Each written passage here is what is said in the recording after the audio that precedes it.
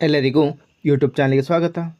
ಈ ಒಂದು ವಿಡಿಯೋದಲ್ಲಿ ನಾವು 9ನೇ ತರಗತಿ ಸಮಾಜ ವಿಜ್ಞಾನ ಅಧ್ಯಾಯ 5 ನಮ್ಮ ಸಂವಿಧಾನ ಈ ಪಾಠದ ಪ್ರಶ್ನೋತ್ತರಗಳನ್ನು ನೋಡೋಣ.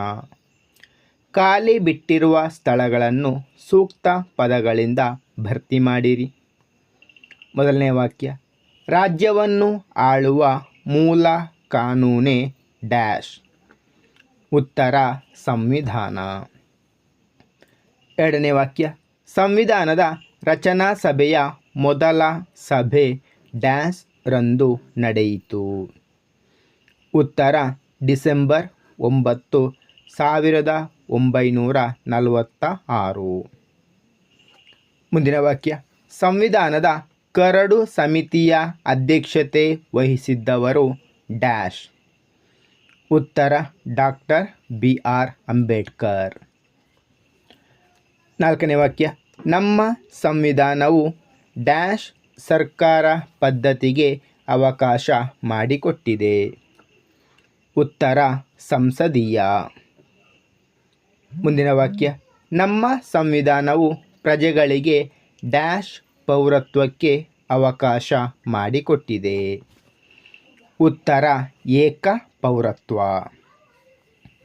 ಮುಂದಿನ ವಾಕ್ಯ, ಸಂವಿಧಾನಾತ್ಮಕ ಪರಿಹಾರಗಳ ಹಕ್ಕನ್ನು ಡ್ಯಾಶ್ ನೇ ವಿಧಿಯಲ್ಲಿ ಅಳವಡಿಸಲಾಗಿದೆ.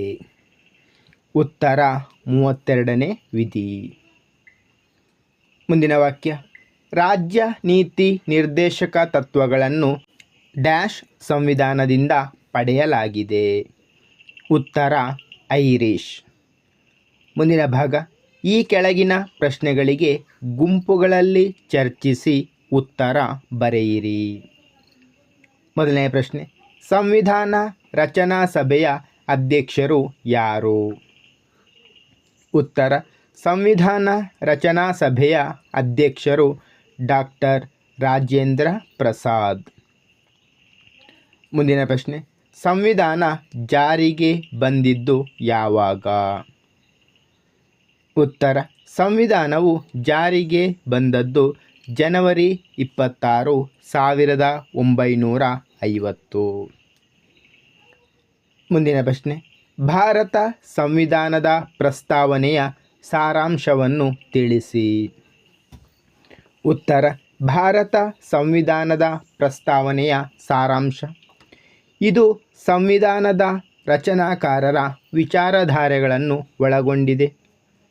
ಇದು ಸಂವಿಧಾನದ ರೂಪುರೇಷ, ಮೌಲ್ಯ, ಸಿದ್ಧಾಂತ ಮತ್ತು ಉದ್ದೇಶಗಳ ಸಾರವನ್ನು ಒಳಗೊಂಡಿದೆ. ಮುಂದಿನ ಪ್ರಶ್ನೆ, ಜಾತ್ಯತೀತತೆ ಎಂದರೇನು? ಉತ್ತರ ಎಲ್ಲ ಧರ್ಮಗಳನ್ನು ಸಮಾನತೆಯಿಂದ ಕಾಣುವುದನ್ನು ಜಾತ್ಯತೀತತೆ ಎನ್ನುವರು. ಮುಂದಿನ ಪ್ರಶ್ನೆ, ನಮ್ಮ ಸಂವಿಧಾನದ ಪ್ರಮುಖ ಲಕ್ಷಣಗಳನ್ನು ವಿವರಿಸಿ. ಉತ್ತರ ನಮ್ಮ ಸಂವಿಧಾನದ ಪ್ರಮುಖ ಲಕ್ಷಣಗಳು: ಲಿಖಿತ ಮತ್ತು ಬೃಹತ್ ಸಂವಿಧಾನ, ಭಾಗಶಃ ನಮ್ಯ ಭಾಗಶಃ ಅನಮ್ಯ ಸಂವಿಧಾನ, ಸಂಸದೀಯ ಸರ್ಕಾರ ಪದ್ಧತಿ, ಗಣತಂತ್ರ ವ್ಯವಸ್ಥೆ, ಒಕ್ಕೂಟ ವ್ಯವಸ್ಥೆ, ಮೂಲಭೂತ ಹಕ್ಕುಗಳು, ಮೂಲಭೂತ ಕರ್ತವ್ಯಗಳು, ರಾಜ್ಯನೀತಿ ನಿರ್ದೇಶಕ ತತ್ವಗಳು, ಸ್ವತಂತ್ರ ಮತ್ತು ಏಕೀಕೃತ ನ್ಯಾಯಾಂಗ ವ್ಯವಸ್ಥೆ, ಏಕ ಪೌರತ್ವ, ಸಾರ್ವತ್ರಿಕ ವಯಸ್ಕ ಮತದಾನ ಪದ್ಧತಿ, ದ್ವಿಸದನ ಶಾಸಕಾಂಗ ಪಕ್ಷ ಪದ್ಧತಿ. ಮುಂದಿನ ಪ್ರಶ್ನೆ, ಸಂವಿಧಾನದಲ್ಲಿ ಅಳವಡಿಸಿರುವ ಮೂಲಭೂತ ಹಕ್ಕುಗಳಾವುವು?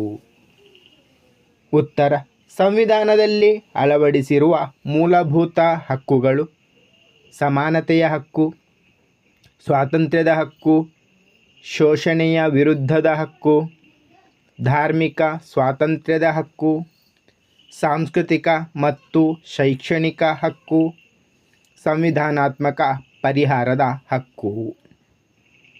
ಮುಂದಿನ ಪ್ರಶ್ನೆ, ಮೂಲಭೂತ ಕರ್ತವ್ಯಗಳನ್ನು ಬರೆಯಿರಿ.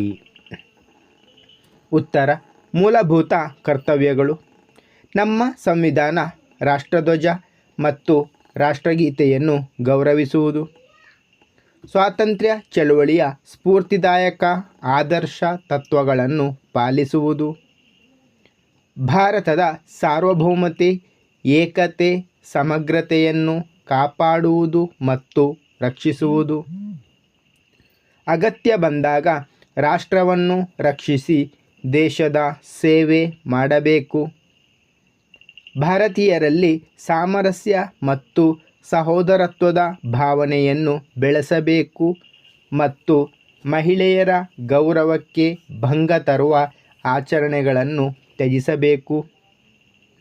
ನಮ್ಮ ಸಂಘಟಿತ ಸಂಸ್ಕೃತಿಯ ಪರಂಪರೆಯನ್ನು ಗೌರವಿಸಿ ರಕ್ಷಿಸಬೇಕು.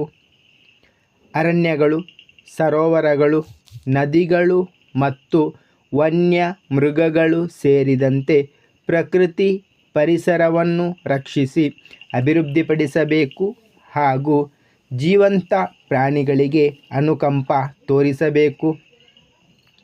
ವೈಜ್ಞಾನಿಕ ಹಾಗೂ ಮಾನವೀಯತೆಯ ಗುಣಗಳ ವಿಚಾರಣಾ ಹಾಗೂ ಸುಧಾರಣಾ ಭಾವನೆಯನ್ನು ಬೆಳೆಸಿಕೊಳ್ಳಬೇಕು. ಸಾರ್ವಜನಿಕ ಆಸ್ತಿಯನ್ನು ರಕ್ಷಿಸಬೇಕು ಮತ್ತು ಹಿಂಸಾ ಮಾರ್ಗವನ್ನು ತ್ಯಜಿಸಬೇಕು. ವೈಯಕ್ತಿಕ ಹಾಗೂ ಸಾಮೂಹಿಕ ಚಟುವಟಿಕೆಗಳಲ್ಲಿ ಪ್ರಾವೀಣ್ಯತೆಯನ್ನು ಪ್ರದರ್ಶಿಸಿ ರಾಷ್ಟ್ರದ ಪ್ರಗತಿಗೆ ಶ್ರಮಿಸಬೇಕು.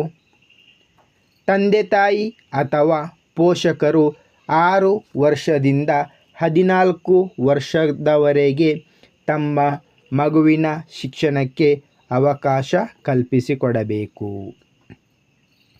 ಮುಂದಿನ ಪ್ರಶ್ನೆ, ರಾಜ್ಯ ನೀತಿ ನಿರ್ದೇಶಕ ತತ್ವಗಳಾವುವು? ಉತ್ತರ, ರಾಜ್ಯ ನೀತಿ ನಿರ್ದೇಶಕ ತತ್ವಗಳು ಎಲ್ಲ ಪೌರರಿಗೂ ತಮ್ಮ ಜೀವನೋಪಾಯಕ್ಕೆ ಬೇಕಾದ ಸೌಲಭ್ಯಗಳನ್ನು ಒದಗಿಸುವುದು. ಸಮುದಾಯದಲ್ಲಿನ ಸಂಪತ್ತು ಮತ್ತು ಉತ್ಪಾದನಾ ಸಾಧನಗಳು ಕೆಲವೇ ಜನರ ಸ್ವತ್ತಾಗದಂತೆ ತಡೆಗಟ್ಟುವುದು. ಸ್ತ್ರೀ ಮತ್ತು ಪುರುಷರೆಲ್ಲರಿಗೂ ಸಮಾನ ಕೆಲಸಕ್ಕೆ ಸಮಾನ ವೇತನ ನೀಡುವುದು. ಕಾರ್ಮಿಕರ ಯೋಗಕ್ಷೇಮವನ್ನು ರಕ್ಷಿಸುವುದು. ವೈದ್ಯರು, ರೋಗಿಗಳು, ದುರ್ಬಲ ವರ್ಗದವರು ಮತ್ತು ಅಸಮರ್ಥರಿಗೆ ಸಹಾಯಧನವನ್ನು ಒದಗಿಸುವುದು. ದೇಶದಾದ್ಯಂತ ಏಕರೂಪ ನಾಗರಿಕ ಕಾನೂನನ್ನು ಜಾರಿಗೆ ತರುವುದು. 6 ವರ್ಷದವರೆಗಿನ ಎಲ್ಲ ಮಕ್ಕಳಿಗೆ ಬಾಲ್ಯ, ಪೋಷಣೆ ಮತ್ತು ಶಾಲಾ ಪೂರ್ವ ಶಿಕ್ಷಣವನ್ನು ಕೊಡಲು ರಾಜ್ಯ ಸರ್ಕಾರ ಪ್ರಯತ್ನಿಸಬೇಕು. ಐತಿಹಾಸಿಕ ಸ್ಮಾರಕಗಳು ಮತ್ತು ಸ್ಥಳಗಳನ್ನು ರಕ್ಷಿಸುವುದು. ನ್ಯಾಯಾಂಗವನ್ನು ಕಾರ್ಯಾಂಗದಿಂದ ಪ್ರತ್ಯೇಕಿಸುವುದು. ಅಂತಾರಾಷ್ಟ್ರೀಯ ಶಾಂತಿ ಮತ್ತು ಭದ್ರತೆಯನ್ನು ಕಾಪಾಡುವುದು. ಗ್ರಾಮ ಪಂಚಾಯಿತಿಗಳನ್ನು ಸ್ಥಾಪಿಸುವುದು. ಗ್ರಾಮೀಣ ಹಾಗೂ ಗುಡಿ ಕೈಗಾರಿಕೆಗಳನ್ನು ಪ್ರೋತ್ಸಾಹಿಸುವುದು. ಕೃಷಿ ಹಾಗೂ ಪಶುಸಂಗೋಪನೆಯನ್ನು ವೈಜ್ಞಾನಿಕವಾಗಿ ಅಭಿವೃದ್ಧಿಪಡಿಸುವುದು. ಪಾನ ನಿಷೇಧವನ್ನು ಜಾರಿಗೆ ತರುವುದು. ವೈಜ್ಞಾನಿಕ ಕೃಷಿಯನ್ನು ಪ್ರೋತ್ಸಾಹಿಸುವುದು. ಧನ್ಯವಾದಗಳು. ಇಷ್ಟವಾದರೆ ಲೈಕ್ ಮಾಡಿ, ಶೇರ್ ಮಾಡಿ. ಹೆಚ್ಚಿನ ವಿಡಿಯೋಗಳಿಗಾಗಿ ಚಾನಲನ್ನು ಉಚಿತವಾಗಿ ಸಬ್ಸ್ಕ್ರೈಬ್ ಮಾಡಿ.